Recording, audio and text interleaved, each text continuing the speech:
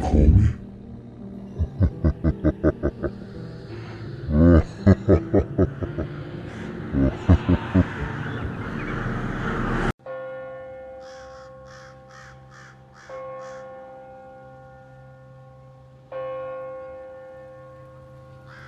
Assalamu alaikum to everyone here. First of all, I belong to a Muslim family and currently studying as a student of Islamic studies. This incident happened when I was 6 to 7 years old in the same apartment or flat in which I'm currently living in. The story is, when I was a kid, me and my siblings slept with our parents in the same room, and we always turned off our lights while going to bed. In the middle of the night, at around 2 to 3 a.m. while everyone was sleeping, I woke up and felt the urge to go to the bathroom. But here's the thing.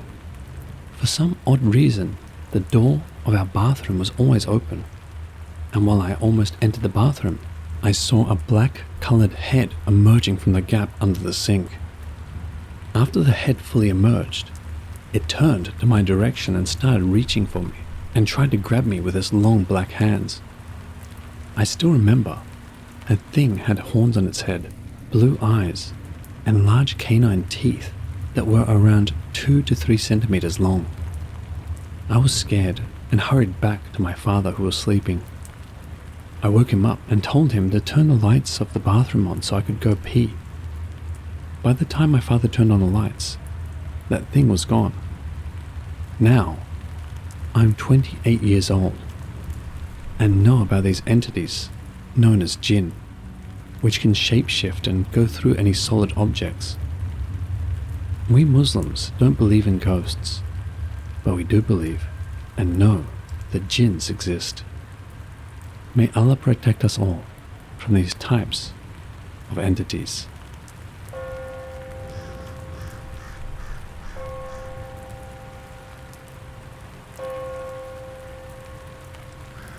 Here's another story that happened in my current apartment. This happened when I was around 17 to 18 years old. I was in another room folding sheets. No one was at home except for me and my mother. Some of my siblings were gone to work or to tuition. What happened was, I was folding sheets in another room, and my mother went to take a shower. While I was folding the sheets, I heard my mother's voice calling me, saying, "I've been calling you for so long, why aren't you answering me?" I rushed to my mother's room and asked by knocking on the bathroom door. I asked, "Mother, did you call me?" Guess what? She said, "No, I haven't called you." I asked again, but she gave me the same reply. After she came back, I told her what had happened. She told me to ignore it, but told me that something similar happened to her. These are the works of Djinn. They can shapeshift and mimic anyone's voice. Do share your thoughts about this.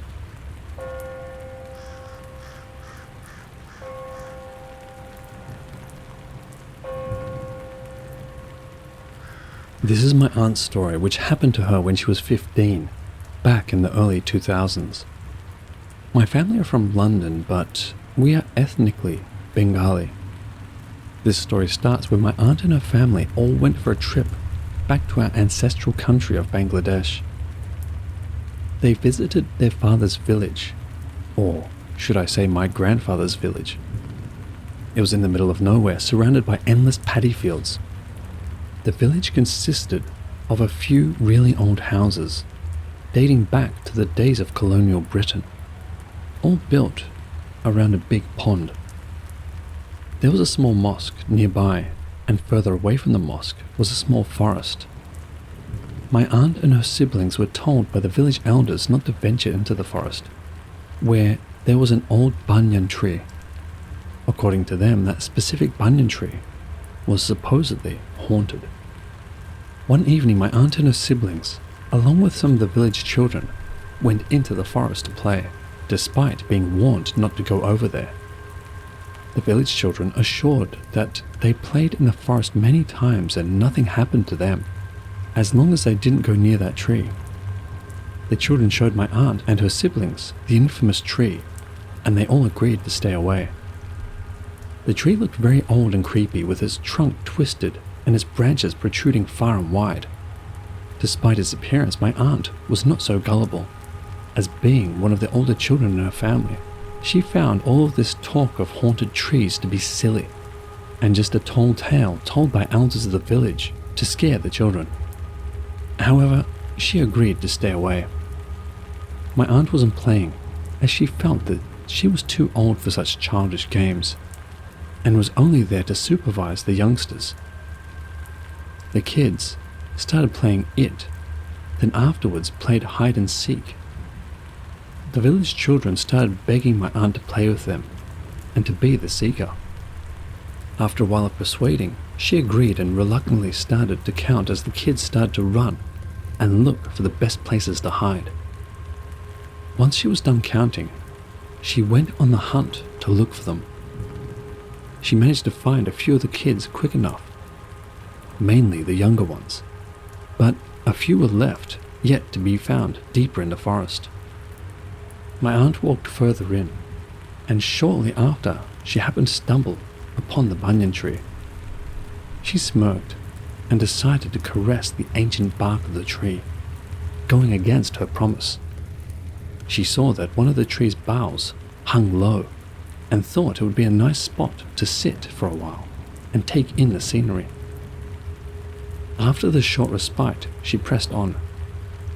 When she found all the kids, they all decided to finish the game as it was dusk and the forest was growing dark.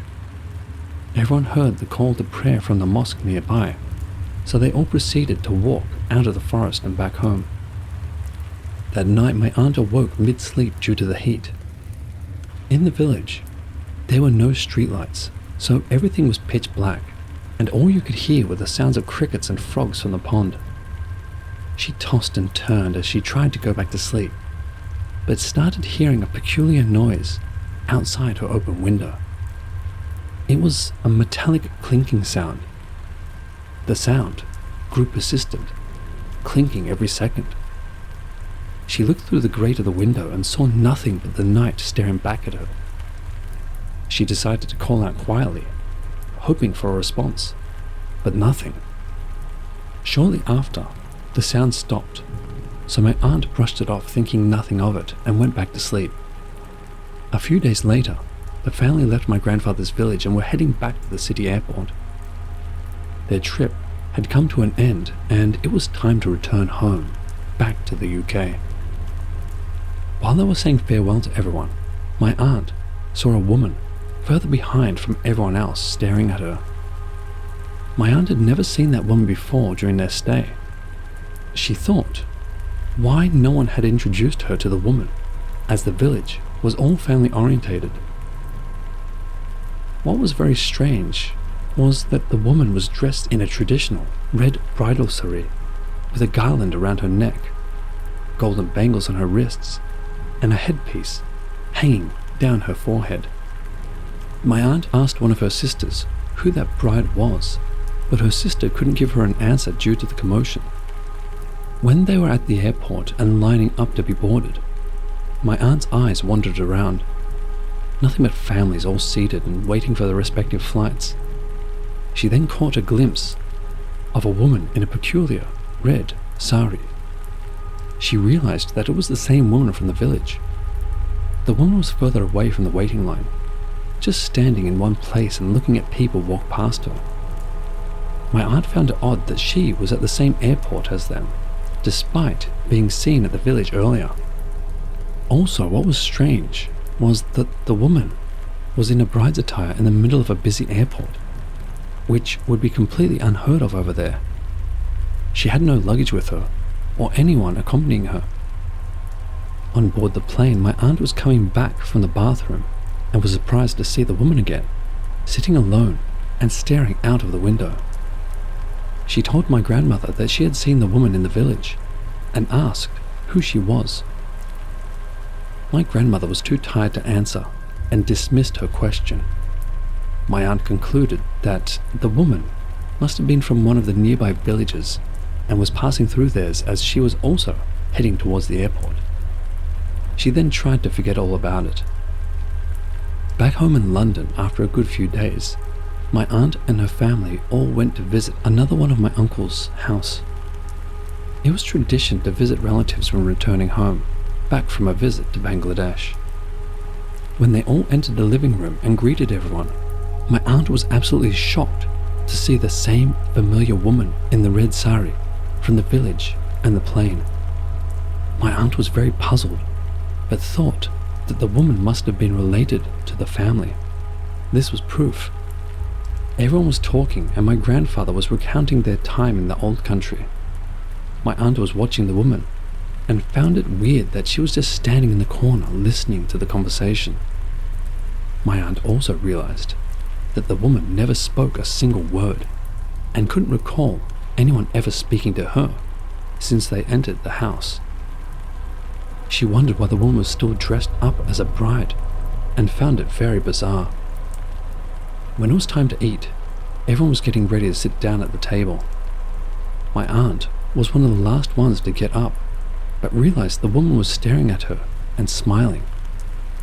She decided to say hello to the woman and asked her who she was in Bengali. The woman didn't respond. She just continued to smile at my aunt. She thought the woman was just shy, as that was quite normal behavior for village women in Bangladesh.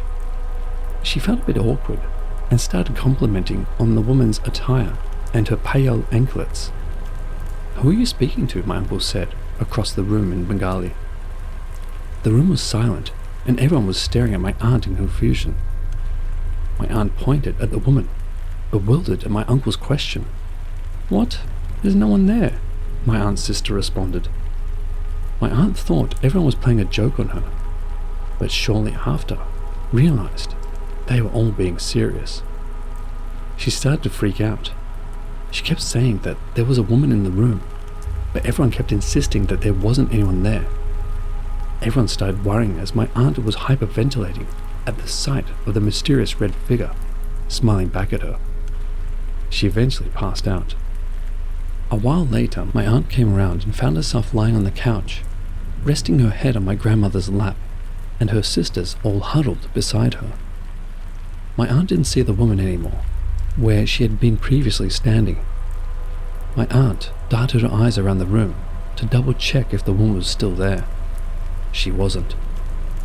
On the opposite couch there was an imam from the local mosque. He was a family friend and respected community leader, called over by my uncle. The imam asked my aunt what happened, and she explained that she saw the woman first in the village and kept seeing her until that very day, and only she was able to see her, as confirmed by everyone else.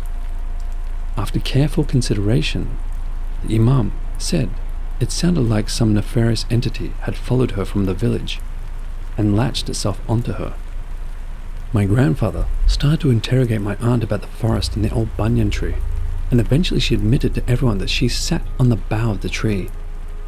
When my grandfather heard that, he got very angry and scolded her. He repeated that tree was haunted and questioned why she didn't listen to the village elders. My aunt explained that she thought it was all a joke.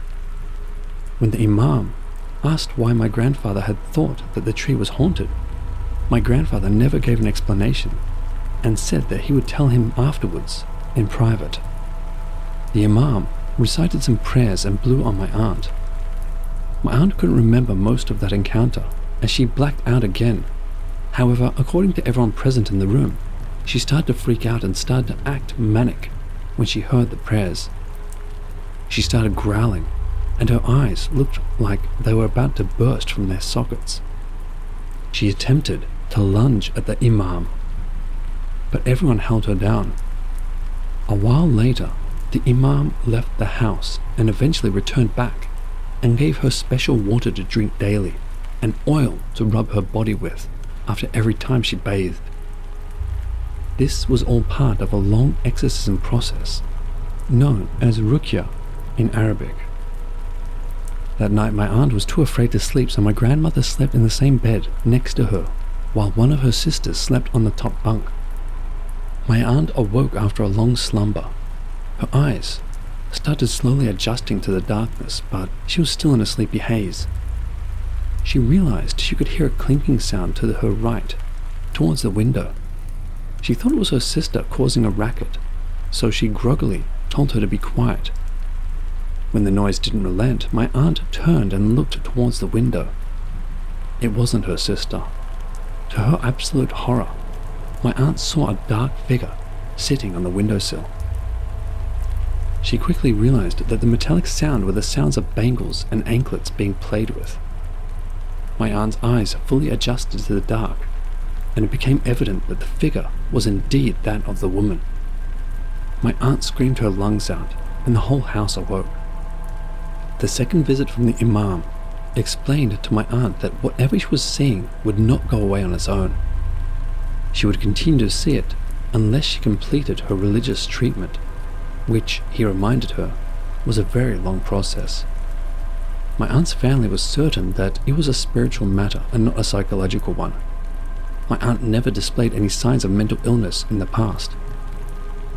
Days passed and my aunt saw the woman everywhere, though she did get occasional respites from the woman.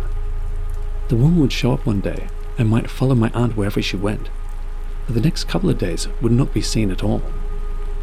She would see the woman at school, standing by the whiteboard in her classroom, looking at the pupils like she was teaching the lesson. The woman would be seen when my aunt was just hanging out with her mates in the park after school, just watching them from the trees. When my aunt would go shopping in the supermarket with her family, the woman was there, waiting for her in the aisles, and always followed them far behind as they shopped. Some day, it would be in the same room as my aunt. Other days, it would be seen through the window on the street. Some nights when my aunt was laying in bed, she would hear the slow clinking sound of the woman's anklets going up the stairs. The sound would stop whenever it reached my aunt's bedroom door, as the figure was waiting to be let in.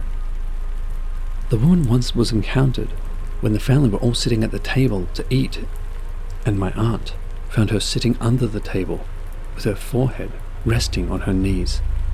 She screamed, surprisingly, but quickly disregarded the matter in order not to scare her family.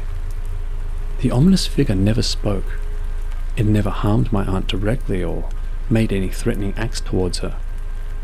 The woman just smiled that eerie smile. My aunt continued her religious treatment, which in turn made her very weak and sapped her spirit. The imam would visit her often, and she would have more exorcism rituals carried out on her, all she could never recount. My aunt tried her best to get on with her life and started to get used to the figure always being around, so much so that she stopped being afraid of it. She even started to talk to it. She used to talk about random things and the woman just responded with silence. Although she got close to the figure at times, my aunt never dared to touch it.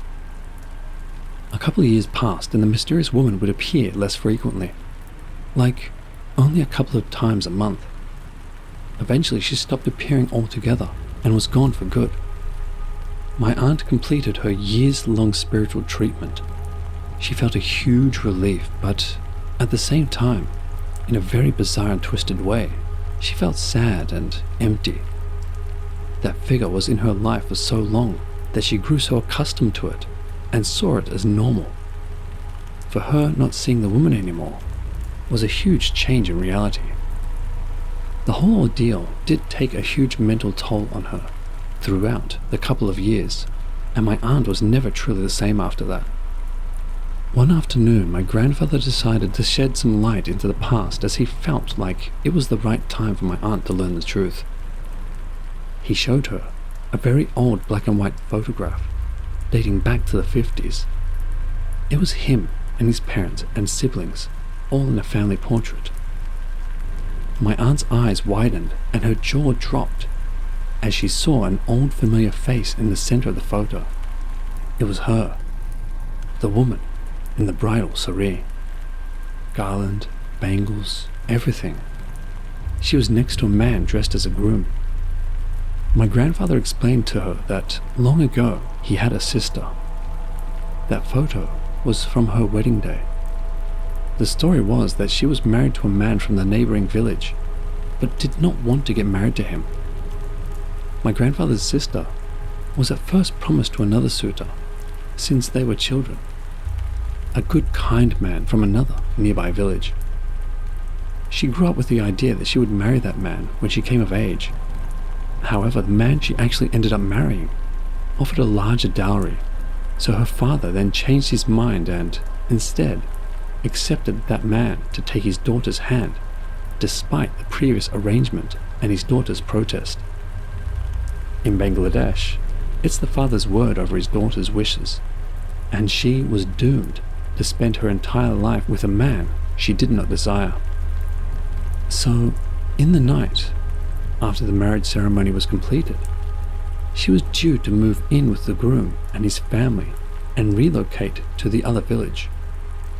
My grandfather's sister did not hesitate and ran off in a frenzy in the dark, never to be seen again on her wedding night. The next morning when she was found, it was deep in the forest and hanging by her neck from a branch of the old banyan tree. My aunt could not believe it. While she listened to the story, her eyes welled up with tears. When the Imam visited the house one day, he clarified that what my aunt encountered was not my grandfather's sister. It was a Djinn who took the form of her and followed my aunt back home to London. For those who don't know, Jinns are demons in the Islamic world. In Islam, there is no notion of ghosts being trapped in their last moments of life. There's only the Jinn that imitate the deceased person and prey upon people. The reason why the old banyan tree was perceived as haunted by the villagers was not because of my grand aunt's tragic demise. A few other horrific events happened revolving around that tree in the past. Once a passing traveller was caught stealing jewelry from the village and was chased by the villagers into the forest. He was hacked to death with machetes. The thief's body was slumped down, resting on the trunk of the banyan tree, with his blood painting the bark red. Another story was that a witch was caught doing black magic deep in the forest, where bloody rags and torn up pages of the Quran with black writings scribbled all over were found hanging from the tree. Whoever interacted with that tree always reported to experience some sort of supernatural activity, one way or another. That day when my aunt first explained to everyone about the woman, my grandfather had a strong feeling that she was talking about his deceased sister. I didn't remember this whole ordeal when it happened at the time because I was very young, but the story was told to me by various family members when I was older. It was only recently that my aunt and I were talking at a family function, and she retold her story to me herself in the utmost detail. Her story was always the focal point whenever the subject of the paranormal arose during family conversations.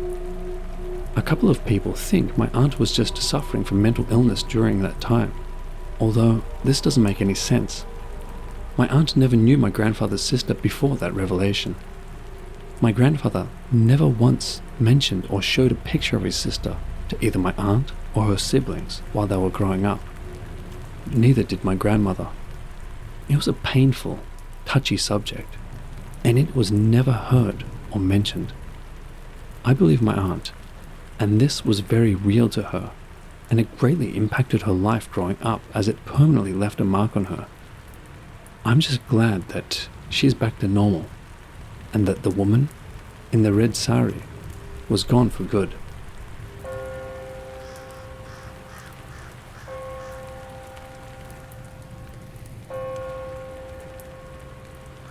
I recently posted a story here which happened to my aunt, who went on a trip to Bangladesh many years back and something followed her back home. A lot of you wanted to hear more stories, so here's another story which happened to other family members in Bangladesh. This story happened to my maternal cousin and his wife back in the early 2010s. My cousin, his wife and their 2 children went on a trip to Dhaka, the capital city of Bangladesh. They spent the weekend there, touring the city and overall just enjoyed a short respite until they had to return back to their busy lives in the village. After the weekend was up, the family bid farewell to my cousin's friend who had hosted them and set off on the road back to Sylhet, the area which my family comes from. They left in the late evening and wouldn't be back until late in the night, as the drive was about 5 hours long. That night turned out to be quite a foggy one. The only thing visible was the light from the headlights penetrating the fog. Deep in the rural country, there were no streetlights, so night was black as pitch. Also, that late in the night, there are no cars on the small country roads, and villages were separated miles apart from each other, although you may see lighted up windows of an occasional solitary house by the road. My cousin's wife and his children were all fast asleep, while he had the difficult task of having to stay awake while trying to navigate through the exacerbating fog.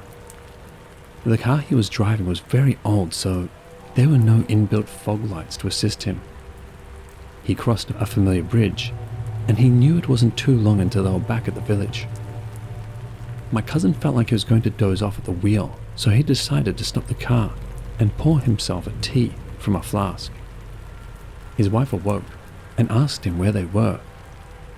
As he was in the middle of answering, the two of them heard a muffled wailing in the distance. They both looked at each other, confirming if they both had heard the sound. The sound stopped, and the two both dismissed it, thinking it was either a howling of a fox or the call of a deer, as these were common nocturnal sounds in the country. They both resumed their conversation and started to recount their time in the city. But that was short-lived, as the wailing started again. This time it sounded a bit closer, and it soon became evident that it was indeed the wailing of a person and not the call of an animal. It sounded like a woman. My cousin's wife felt very unnerved and told him to drive, but he decided to open his window and call out to whoever was out there in the fog.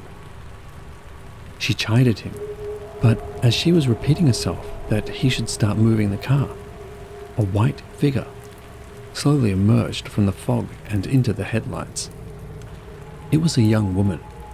She was dressed in a plain white sari and had raven black locks trailing down her body. Her eyes were filled with tears as they glistened in the headlights, a few sliding down her cheeks. She motioned with her hand to my cousin and started to approach his window. They both found it very odd that the woman was wandering around in the pitch darkness with no light. Something about the way she moved also seemed a little off. My cousin's wife started to freak out and told him to floor it, but he decided to hear what the woman had to say, thinking that she was in danger, as she was clearly distressed. The woman told him that she lived nearby and that her husband kicked her out of the house and wasn't letting her back inside due to a heated argument they had had earlier. My cousin took pity on the woman and asked her where she lived. The woman replied that her house was a few yards away, through some trees on the right. My cousin thought that he couldn't just leave a young woman out in the dark night, especially as foggy as that one. He told his wife he would go up to the house and talk to the woman's husband and try to convince him to let her back inside. Despite his wife's protest, my cousin started to move the car slowly. As the car drove on for a while and turned right, there, in the headlights, was a small one-story house. Seeing that no lights were on indicated that whoever lived there was already asleep. My cousin got out of the car, walked up to the house and knocked on the door. As he continued to knock for the third time, the horn from the car blared out in the night. He looked back at the car to check up on his wife and kids, but both the darkness and the fog made it hard to see despite the car's headlights being on full beam. The door to the house opened, and a tired and confused-looking man in his 40s peered out with a lantern. He asked my cousin what he wanted and why he knocked on a stranger's door this late in the night. My cousin explained the situation and asked the man kindly to allow his wife back inside. The man nodded unenthusiastically, like he already understood the situation. He told my cousin that whoever that woman was not his wife. He explained that there was a certain woman that roamed around the area at night and sometimes stopped passing cars, telling them the same story she told my cousin. The man swore that he had no idea who the woman was and insisted that my cousin and his family recited some prayers and went on their way. The man then closed the door. My cousin was perplexed. At that same time, the car's horn started to go off again, this time continuously. My cousin walked back to the car to see his wife shaking as she was consoling their children, who were now both awake from the sound of the car horn. My cousin asked her where the woman went, but she shouted at him to get back inside the car and drive. The woman was nowhere to be seen, so he got inside and they all went on their way. When the children returned to sleep, my cousin's wife started to scold him.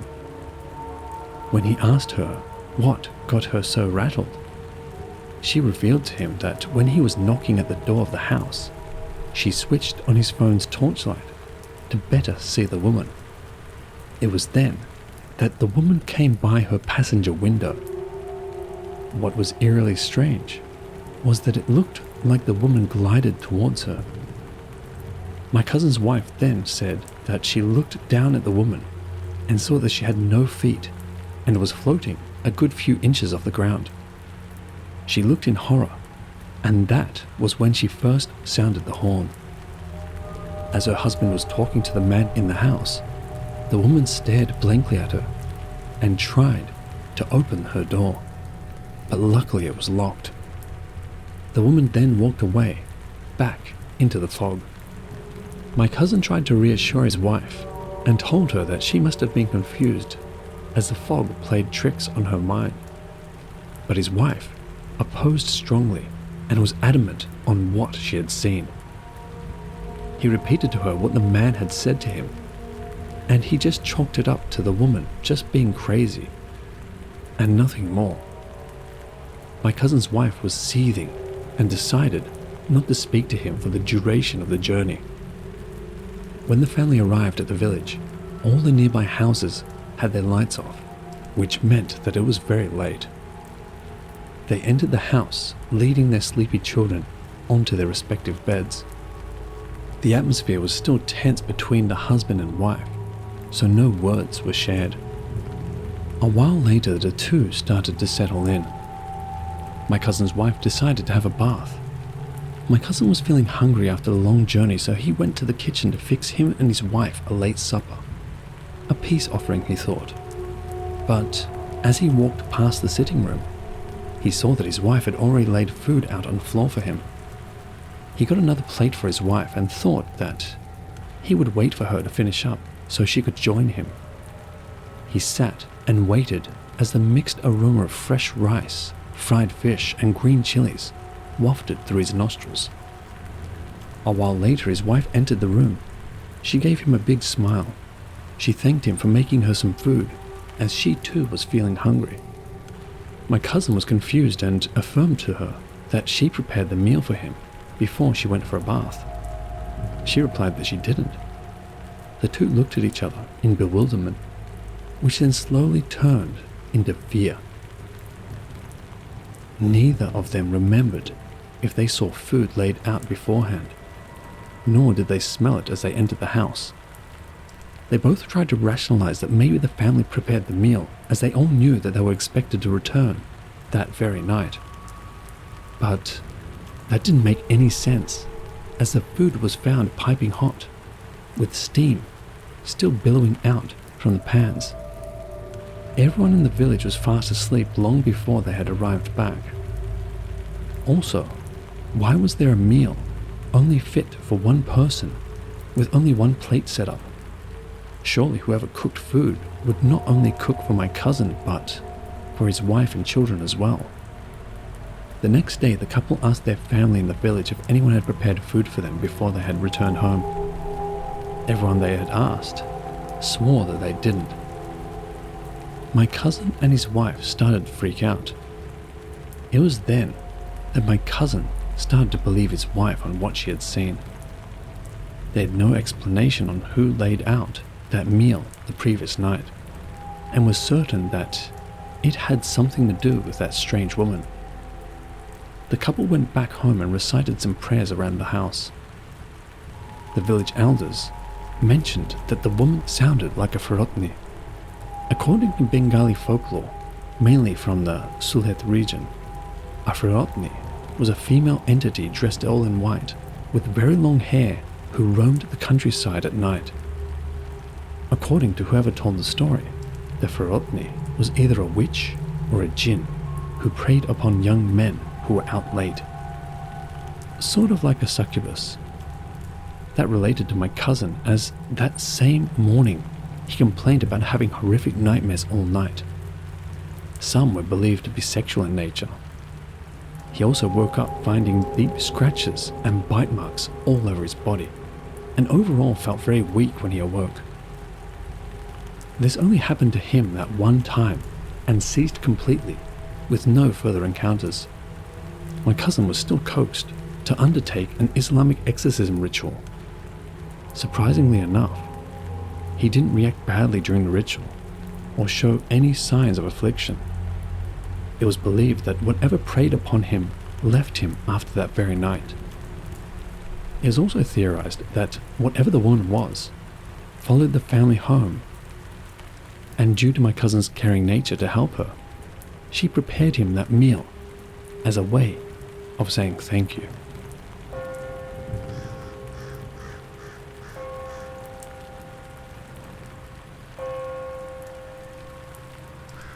Hello watchers and listeners, thank you all so much for listening.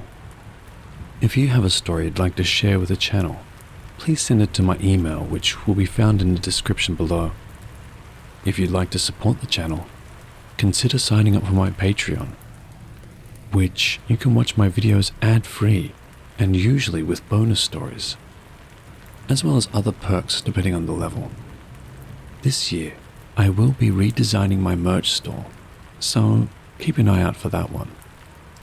And as always, the biggest thank you is to all of you. I truly appreciate all of your support over the last couple of years. And remember, Papa loves you.